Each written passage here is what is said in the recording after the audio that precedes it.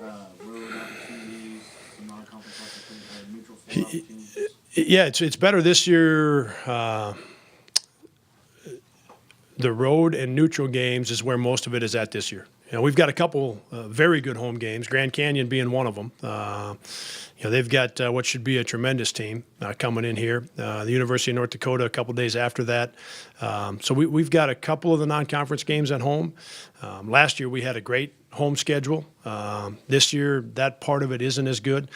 But we do have enough opportunities, neutral site and on the road. I mean, there's plenty of them. South Dakota State, I can start listing them. Iowa, of course, the Paradise Jam. I mean, they're at Utah State, at Texas Arlington, at Old Dominion. I mean, there is a bunch of them, a bunch of opportunities for us to put together a very good resume in the non-conference. They just happen to be, more of them happen to be neutral and on the road than they were a year ago. We fell into a great home schedule last year. Hey, Coach, talking about schedule, your success in the Cloud Center, is more neutral court games going to be a trend to get quality opponents in the future? I'd like to say yes, KL, that we could get some neutral site games against some of the Power Five, or just beyond that to the Big East or the American, that we could get some of those games, and even in a neutral site game. I don't know that those are going to be available to us.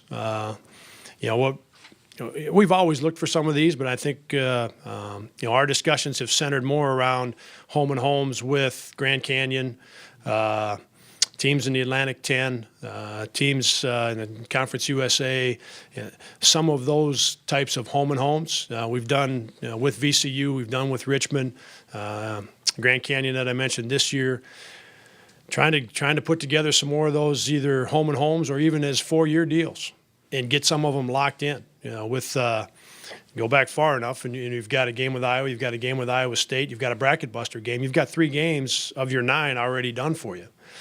As we look ahead to next year, when we start next year, we've got 0 in terms of being done for us. Already built into the schedule, maybe is a better way to put it. So those are the ones that I think, finding teams that, Buffalo's another good example. South Dakota State on the neutral court this year. Teams in a similar situation that have a hard time getting games, and for sure getting games in your home arena. That's where we're going to see if we can't start and get 3, 4, 5 of our games, knocked out that way. Well, this is the last year of the Mountain West Valley Challenge. Is there talk of having maybe one with the Atlantic 10 or something in the future?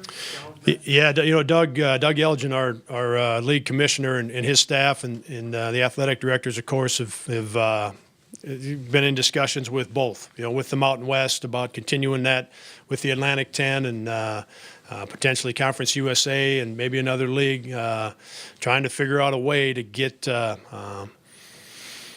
teams into games so that we're getting some home games going, both ways. So those discussions have been ongoing for a long time, KL, and continue to be ongoing, and feel like something will happen with that real soon. What's the biggest adjustment, not just for the players, but for you as a coaching staff?